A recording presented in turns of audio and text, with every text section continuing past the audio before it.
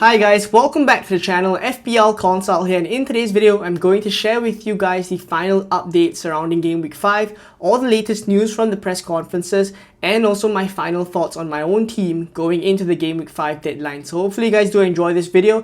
If you do, please do drop a like and also subscribe as well if you are new around here. So let's start off with Joao Pedro. Now he will work with the group later today to see if he can train fully. Hertzler also said that no risk will be taken with him. So basically this comes after he missed the last two games for Wolves, the Game Week 4 game against Ipswich and also the midweek game for Brighton. So basically, in terms of how useful this Joao Pedro quote is, it's not particularly useful. It doesn't tell us whether he'll start in Game Week 5 or not. And to top it off, Brighton play on Sunday. So we likely won't get any leaks on Saturday before the deadline on whether Joao Pedro will start or not. So in terms of what I would do with him, if I have to start Joao Pedro in your starting 11, I'd probably do Joao Pedro to Vardy or Joao Pedro to Calvert-Lewin. If you don't have to start him and you have a perfectly viable bench option, then I'll probably just drop Joao Pedro down to the bench and start your bench option instead. So the next point here is about Alexander Isak. Now he will face a late fitness test after taking a knock to his foot. This is separate from the injury that he picked up against Wolves. That one was an eye injury, but this one is an injury he picked up after the Wolves game, and it says basically Eddie Howe just said that he will make a late call on Alexander Isak. Again, not very helpful, but he did allude to the fact that if Isak wasn't ready to play, he can very well start Gordon in the number 9 spot. He said he was open to that basically. So I think in terms of conclusive news on whether Isak will start or not, again, not very useful. I'm in a position myself where I have both Joao Pedro and Isak, so it's a tricky spot and I will have to make a call on who to replace. So I'll speak more about that in the team selection section later on. But just to wrap up this section, Alisson is also a doubt, and Slot said that he will see if Alisson can train today. If he cannot train, then he'll basically rest for the weekend. So that could have a bit of impact on Liverpool's clean sheet chances, for example, but I'd still back them to get a clean sheet against Bournemouth, but just something to take note of. Now, in terms of Kevin De Bruyne, he's out of this weekend's clash against Arsenal due to an adductor problem, so not great news for Man City, and Erling Haaland as well has seen a lot of assists from Kevin De Bruyne this season. Their partnership this season has been really good, so I think this probably will have knock-on effects later on.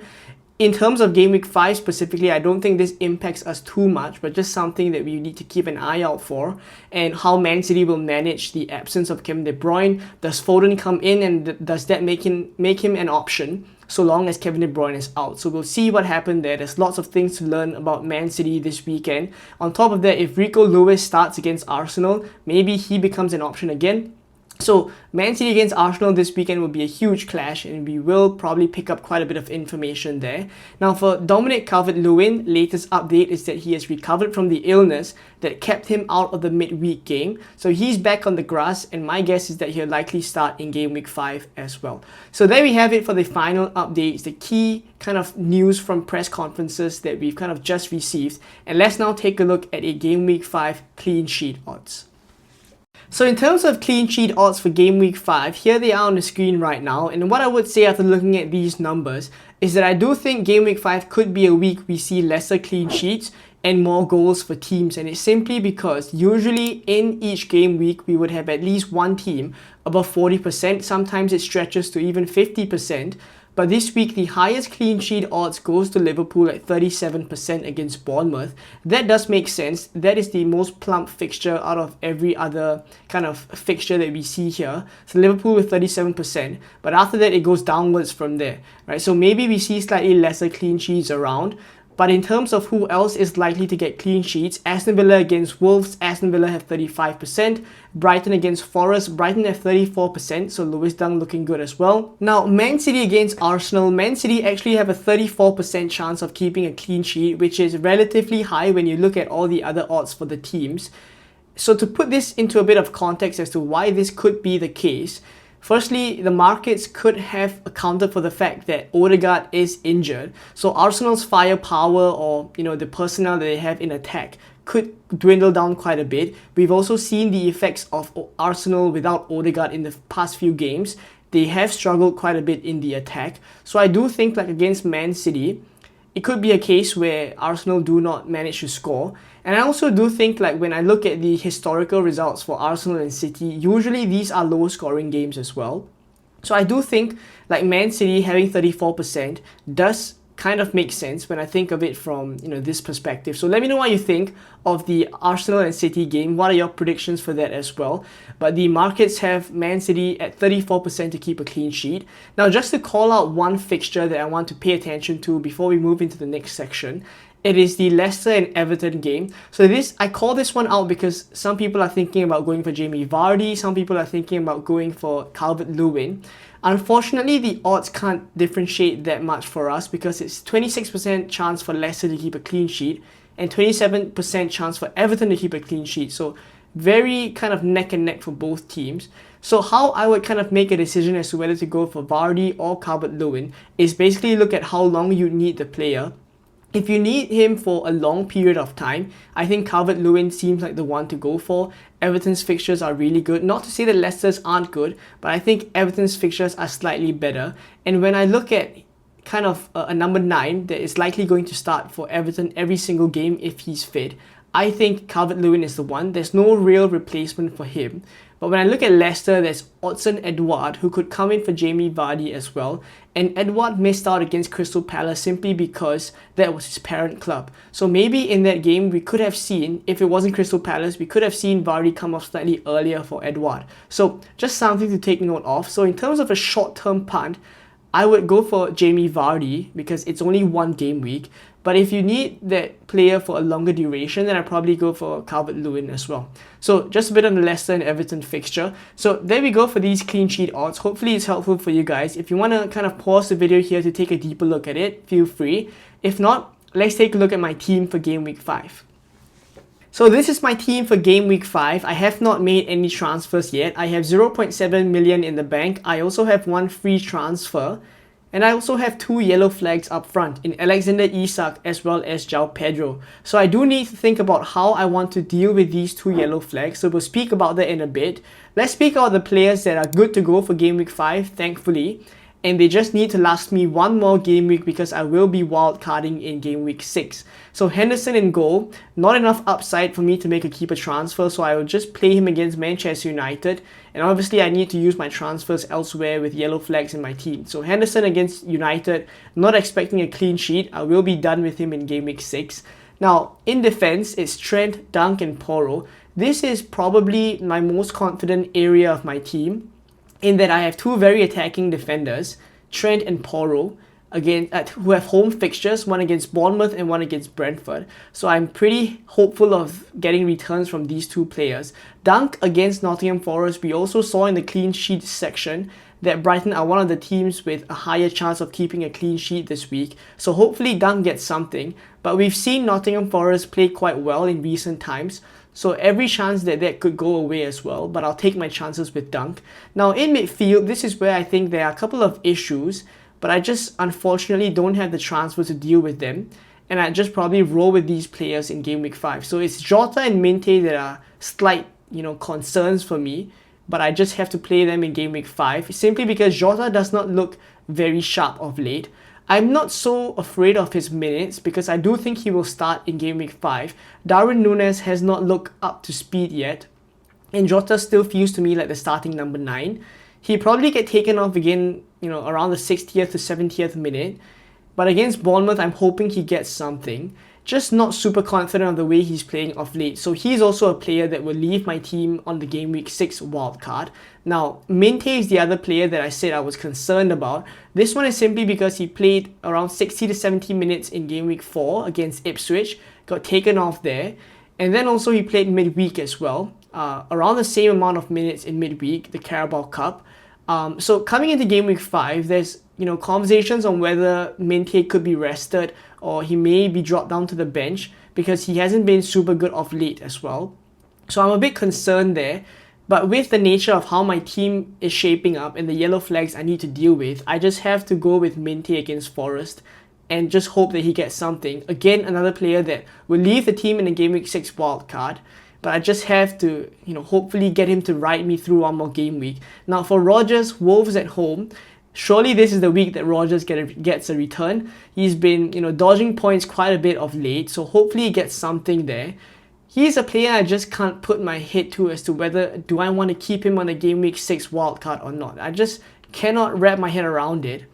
So at this point in game week 5, if he gets a return against Wolves, maybe he stays in the game week 6 wildcard, because for the foreseeable future, the fixtures are still there for Aston Villa. It's Ipswich away in game week 6 as well, just to look ahead a little bit. So I think Rodgers is still a perfectly fine pick. I'm just hoping that he will get something, because a lot of people are getting frustrated with him, and so am I. Right, so that's for Rodgers. Now up front is where the biggest issues in my team lie, aside from Haaland against Arsenal.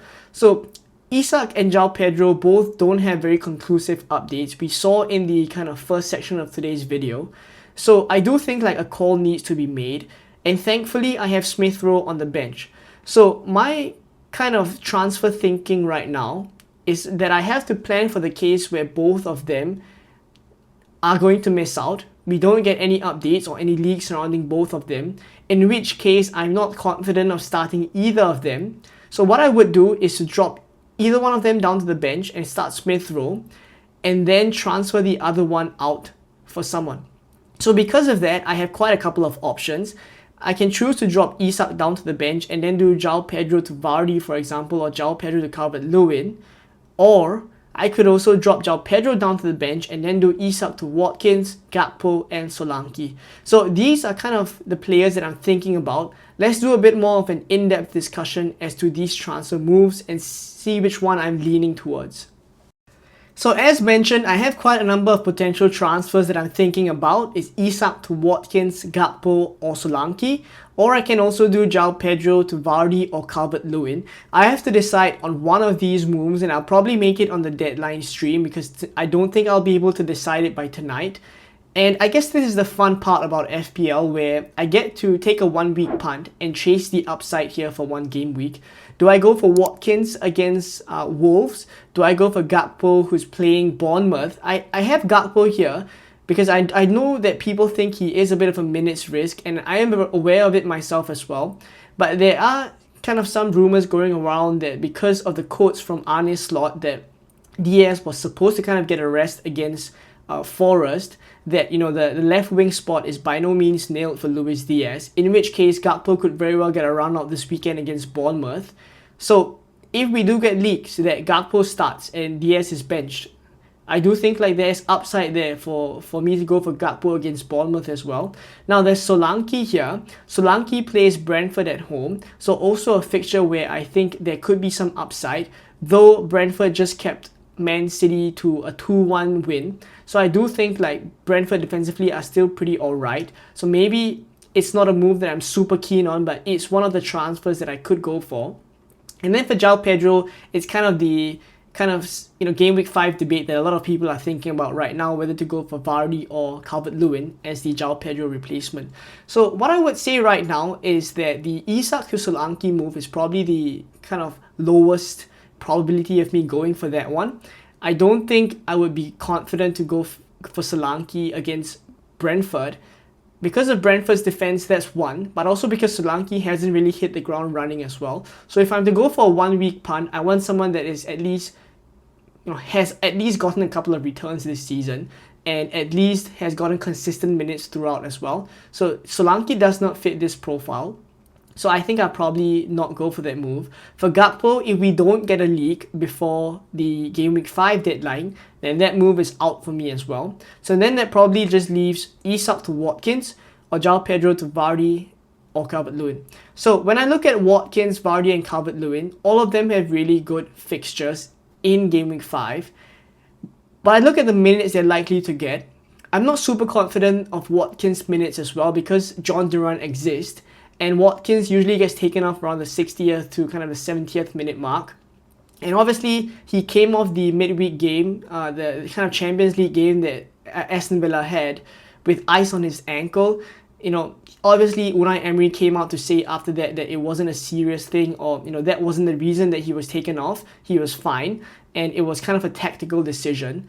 But in which case, I think even in game week 5 here, I don't think Watkins gets 90 minutes, but could he do some damage against Wolves at home?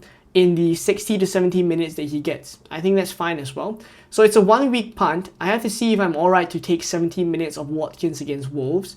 Or do I go for Calvert-Lewin, likely to get 90 minutes against Leicester, who are quite leaky in defence, or Vardy, who plays Everton, and also has been scoring a number of goals of late as well. So it's quite a difficult decision, but for me, it would come down to Watkins, Vardy, and Calvert-Lewin. Let me know down in the comments below, if it was you in my position, who would you go for? Because it's a tricky spot. I probably need to mull over it tonight, and I'll make my decision on a deadline stream, but I'm keen to know. If you guys have any advice for me, please do drop it in the comments down below.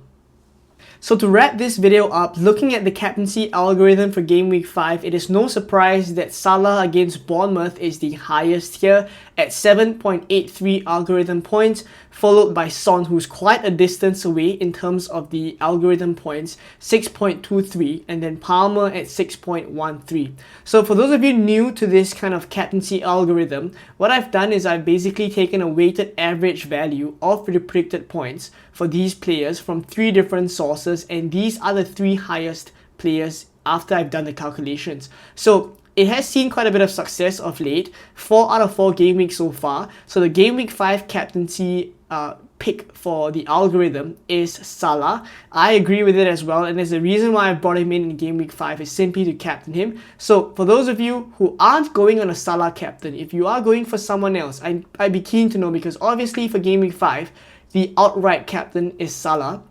But for those who are looking elsewhere, I'd be keen to know where you're going as well. If not, I hope this video was helpful for you. If you guys do enjoy this video, please do drop a like. Please do subscribe as well. And I will catch you guys on the deadline stream tomorrow, 3 hours before the deadline as always. Bye bye.